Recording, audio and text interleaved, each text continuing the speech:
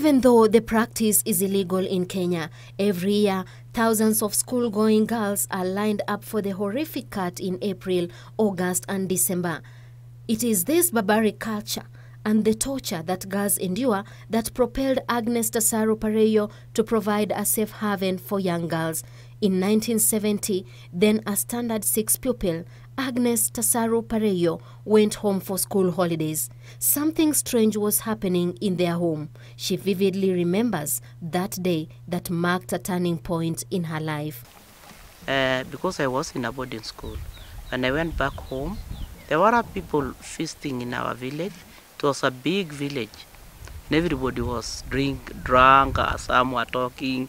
There was noise and everybody was chatting what he wanted to say. Then when we went home, because I had an elder sister, and when we went home, I had to ask my mom what was happening. My mom said, well, I'll tell you. You rest and then I'll tell you. Then later in the evening, I was eager to know. I insisted that I wanted to know why there were so many people and the people are feasting. Then she said, no, just don't worry, because they are going to prepare you to be a woman. I said, why? Me, if it is the cat, I'll not go through it. Then my mom was shocked. She said, I insisted, I told her, stop what you are doing, I'm not going to be cut. She said, what are you saying? I'll tell your father. I said, go ahead, go tell him, I'll not be cut. Agnes vowed never to undergo circumcision, but things don't always happen as planned.